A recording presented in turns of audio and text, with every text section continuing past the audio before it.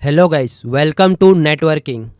Last segment में हमने जो सीखा था उसी को ही आज कंटिन्यू करेंगे, तो शुरू करते हैं दोस्तों। मैं अभी जो भी सब्जेक्ट नेटवर्क के जो कवर करवा रहा हूँ वो इसके लिए कवर करवा रहा हूँ ताकि सीसीएनए के अंदर आपको कितने लोग नेटवर्क पढ़ के आगे नहीं पढ़ते तो उन लोगों को ये सारी चीज़ें कंसेप्ट क्लियर नहीं हो पाते, तो वो जो सीसीएनए का जो प्रैक्टिकल करते हैं वो नहीं कर पाते। इसके लिए मैं यहाँ पे सारे कंसेप्ट जो भी नेटवर्क के हैं 20% वो मैं यहाँ पे कवर इसके लिए अच्छे से कर रहा हूँ ताकि आपके जितने भी डाउट्स हैं वो सब यहाँ पे क्लियर हो जाएंगे। तो अब हम लोग स्टार्ट कर रहे हैं OSI मॉडल। तो सबसे पहले इसका फुल फॉर्म जान लेते हैं। तो फुल फॉर्म क्या होता है? ओपन सिस्टम इंटरकनेक्शन बोलते हैं इसको। मतलब ये एक रेफरेंस मॉडल है। क्या है? एक रेफरेंस मॉडल है हमारा OSI नेटवर्क के अंदर सोर्स से लेकर डेस्टिनेशन के बीच में, यानी एक पीसी से लेकर दूसरे पीसी में जो डेटा जाता है, वो जो ट्रैवलिंग की जो प्रोसेस होती है,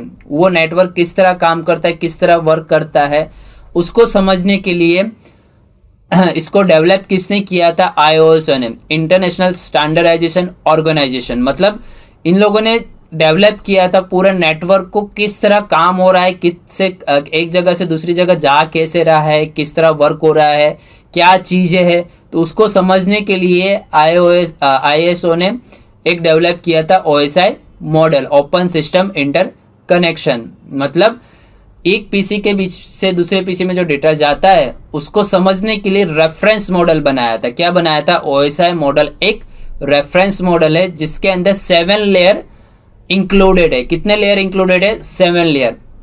अगर ऊपर से स्टार्ट करें तो पहला 7 जो लेयर है, पहला हम लोग अगर काउंट करें तो application, presentation, session, transport layer, data link layer and physical layer. तो अगर नीचे से स्टार्ट करें तो पहला लेयर जो हमारा होता है वो फिजिकल लेयर। तो पहला लेयर जो है फिजिकल लेयर, दूसरा लेयर है डेटा लिंक लेयर, तीसरा जो है नेटवर्क लेयर, चौथा जो है वो ट्रांसपोर्ट लेयर, छठा सेशन लेयर, पांचवा सेशन लेयर, छठा ट्रांसपोर्ट प्रेजेंटेशन लेयर एंड 7 जो है वो हमारा एप्लीकेशन लेयर है। अब इसमें लेयरों को डिवाइड किए गए हैं, वो मैं आपको आगे बताता हूँ किस तरह लेयरों के अंदर डिवाइड किए गए हैं। अब पहले से लेके 4 जो लेयर है, ये जो 3 लेयर ऊपर application, presentation and session layer, इसको हम लोग बोलते हैं अपर लेयर। क्या बोलते हैं? अपर लेयर बोलते हैं। ये सॉफ्टवेयर बेस काम करता है। कौन से बेस का काम करता है? सॉफ्टवेयर बेस काम करता है। और जो ये वाला जो लेयर है, 4th लेयर ट्रांसपोर्ट लेयर, वो है OSI मॉडल का हार्ट। मतलब सोर्स से लेकर डेस्टिनेशन के बीच में कनेक्टिविटी करना। मतलब इसको हम लोग बोलते हैं OSI मॉडल का हार्ट ऑफ OSI मॉडल। अब जब जो नीचे के जो 3 लेयर आपको यहाँ पे बताए गए हैं, वो 3 लेयर हार्डवेयर बेस पे काम करते हैं। कि कौन से बेस पे काम करते हैं? Hardware base. जैसे physical layer, data link layer and network layer. ये जो तीनों लेयर है इसको हम लोग बोलते हैं लोअर लेयर। और ये किस कौन से बेस पे काम करता है? हार्डवेयर बेस पे काम करता है। तो ये आपको पता होना चाहिए। ऊपर के 3 लेयर सॉफ्टवेयर बेस पे काम करते हैं, उसको अपर लेयर बोलते हैं। नीचे के जो 3 लेयर जो है वो है लोअर लेयर, वो हमारा हार्डवेयर बेस पे काम करता है। और जो चौथा जो आखिरी लेयर है उसको हम लोग बोलते हैं हार्ट ऑफ OSI मॉडल। वो क्यों कहते हैं वो हम लोग आगे डिस्कस करते हैं।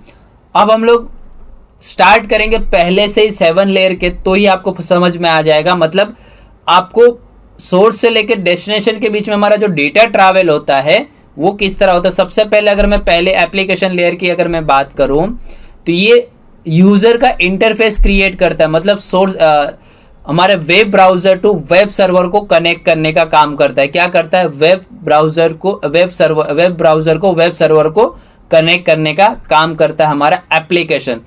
अब सपोज मान लो गूगल क्रोम, आपको गूगल ओपन करना है, यूट्यूब ओपन करना है, या अदर कोई दूसरी वेबसाइट ओपन करनी है, तो आपको कोई एक एप्लीकेशन चाहिए ना ओपन करने के लिए। तो हम लोग क्या ओपन करते हैं? गूगल क्रोम ओपन करते हैं, या मोजिला फायरफॉक्स ओपन करेंगे, या इंटरनेट एक्सप्लोरर ओपन करेंगे, तभी ना हम वो चीज़ ओपन कर पाएंगे। तो हमारा जो वेब ब्राउजर जो है वो क्या करता है? वेब सर्वर को कनेक्ट करने का काम करता है। मतलब एक सर्विस को आइडेंटिफाई करके आगे रिक्वेस्ट ले जाता है और रिक्वेस्ट ले जाके हमारे पास वो ओपन करता है। जैसे एक एग्जांपल आपको दूं, जैसे आप google.com लिखते हो तो आगे यहाँ पे मैंने देखो प्रोटोकॉल्स लिखे हुए हैं।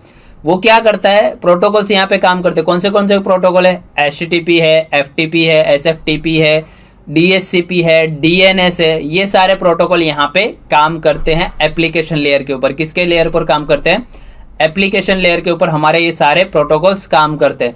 अब जब भी google.com लिखते हो तो आगे ऑटोमेटिकली HTTP प्रोटोकॉल आता होगा।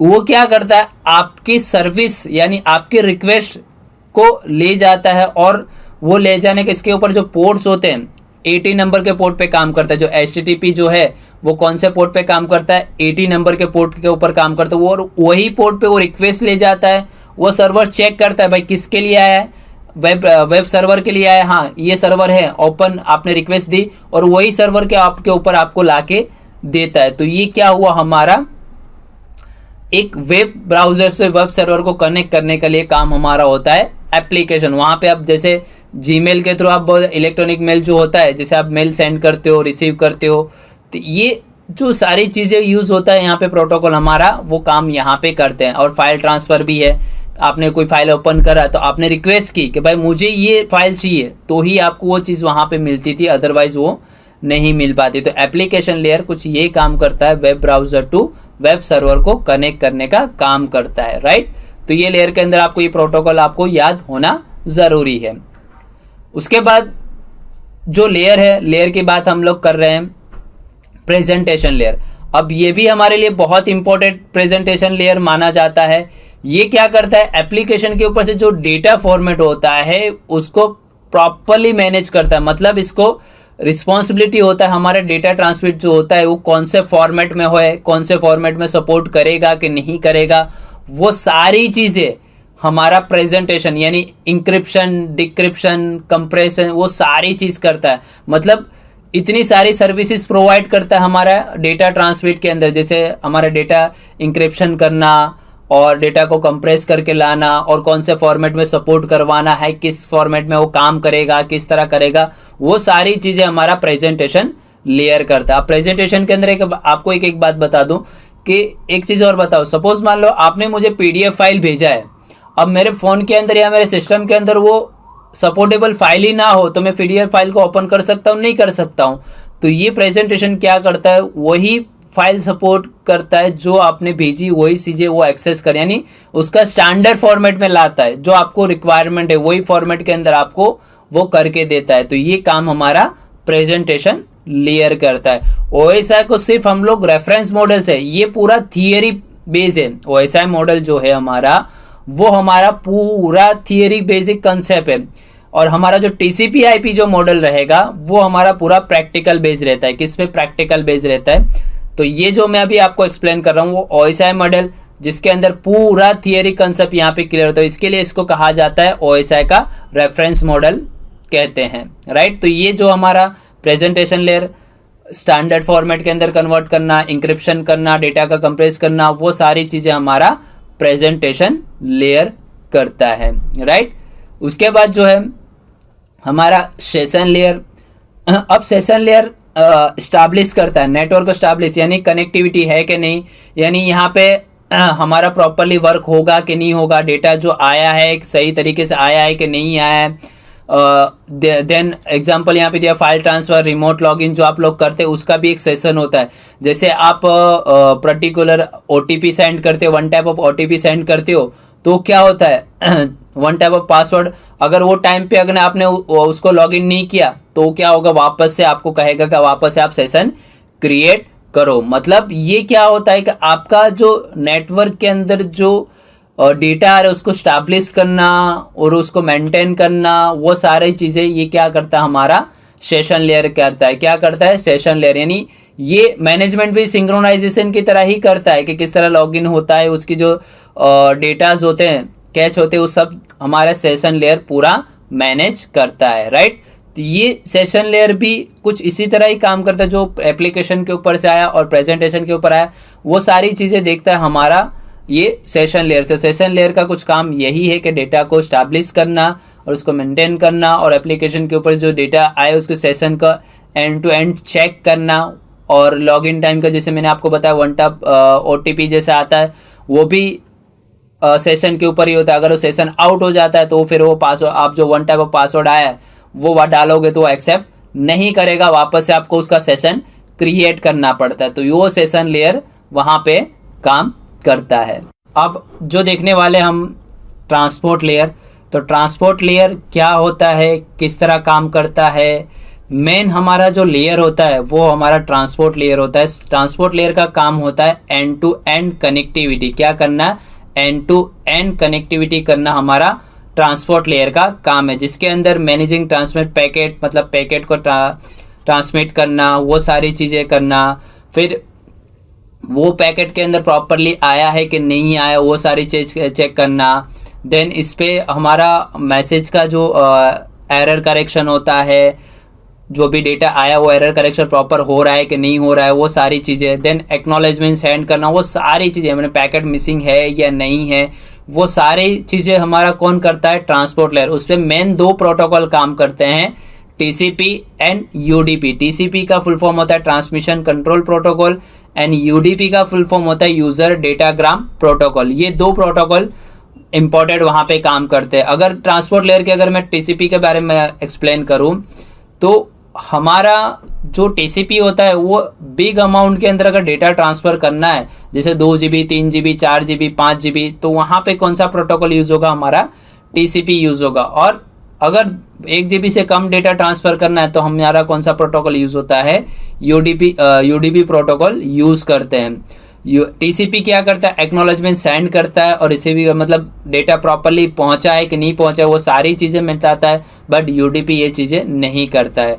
UDP डेटा सेंडने में फास्ट है, बट TCP उससे स्लोअर। बट देखने जाए तो सबसे सिक्योर प्रोटोकॉल अगर मानते हैं तो हम लोग TCP को ही मानते हैं। तो ये ट्रांसपोर्ट लेयर पे ये सारी प्रोसेस होती है, इकोडिंग, डिकोडिंग, ये सारी चीज़ें, डेटा इनकैप्सुलेशन, ये सारी चीज़ें हमारा ट्रांसपोर्ट लेयर पे होता है।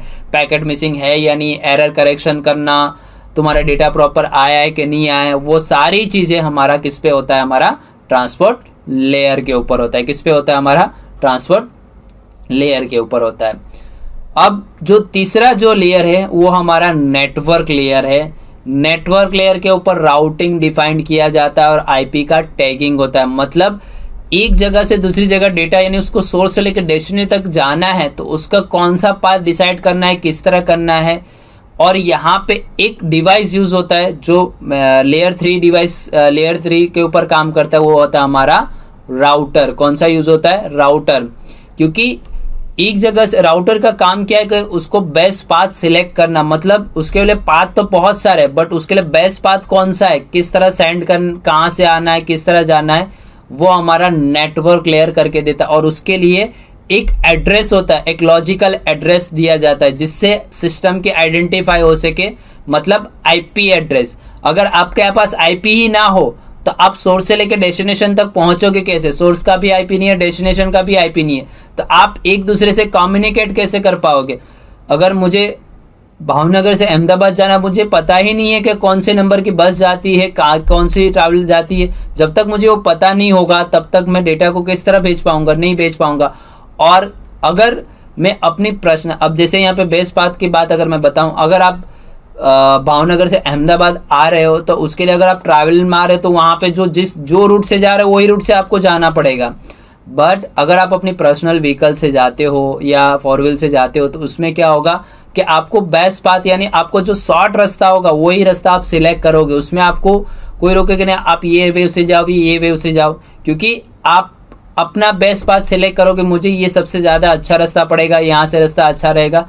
तो ये सारी चीज़ें। देन नेटवर्क लेयर के अंदर आपका मैनेज एंड ट्रैफिक प्रॉब्लम जो होता है वो स्विचिंग, राउटिंग एंड कंट्रोलिंग के ऊपर से पूरा हो जाता है।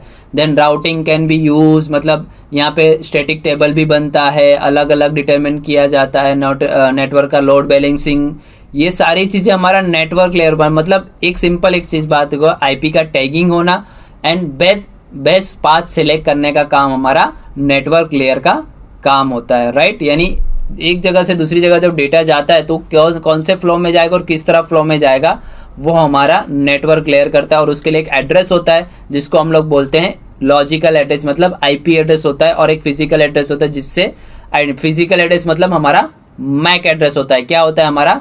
मैक एड्रेस होता है, उसके ऊपर से पूरा वो वर्क करता है, राइट।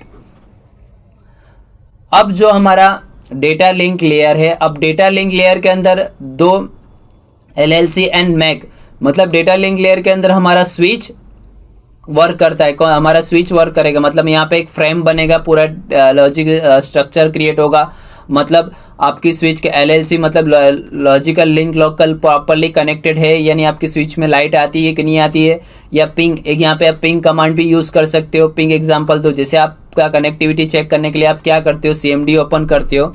जैसे यहाँ पे CMD ओपन करके आप CMD टाइप करते हो, फिर वहाँ पे आप लिखते हो पिंग 192.168.1.1 करके एंटर करोगे तो आपको कनेक्टिविटी बताएगा कि हाँ भाई मेरा लिंक लोकल और जो मेरे सिस्टम के साथ जो कनेक्टिविटी है वो प्रॉपरली कनेक्टिविटी है। तो यहाँ पे जो डेटा लिंक लेयर है जो काम क्या करता है हमारा, कि आपका फ्रेमिंग मतलब डेटा का फ्रेमिंग करना और प्रॉपरली कनेक्टिविटी है कि नहीं है, वो स्ट्रक्चर का कम्प्लीटली पैकेट का है कि नहीं है, वो सब चीज़ हमारा कौन काम करता है? Data link layer. और यहाँ पे दो काम LLC and MAC address. MAC address क्या करेगा? उसका एड्रेस आइडेंटिफाई करेगा, भाई मेरे टेबल स्विच होगा तो स्विच के अंदर चेक करेगा भाई इसका एड्रेस मेरे पास अवेलेबल है, तो उसी को ही वो रिसीव करेगा, उसको ही एक्नॉलेजमेंट भेजेगा, अदर को एक्नॉलेजमेंट नहीं भेजेगा, राइट। तो यहाँ पे जो डिवाइस यूज होगा वो यहाँ पे डिवाइस यूज होगा हमारा स्विच, मतलब डेटा लिंक लेयर के ऊपर, राइट। उसके बाद जो हमारा आखिरी और पहला जो लेयर हम लोग बोलते हैं तो उसको हम लोग बोलते हैं फिजिकल लेयर। यहाँ पे transmit bit of the one computer to another computer. अब यहाँ पे केबलिंग यूज होंगे, आप कौन से केबल यूज करते हो, कौन सा एडेप्टर यूज करते हो, जैसे फाइबर ऑप्टिक केबल यूज कर रहे हो या कोएक्सियल केबल यूज कर रहे हो या ट्विस्टर पेयर यूज कर रहे हो, ट्विस्टर पेयर के अंदर STP केबल यूज कर रहे हो या UTP केबल। अगर आप STP UTP यूज करें तो उसके लिए जो कनेक्टर यूज होगा RJ45 यूज होगा। अगर आप कोएक्सियल यूज़ कर रहे हो तो उसके लिए BNC कनेक्टर आता है, वो वहाँ पे यूज़ होगा।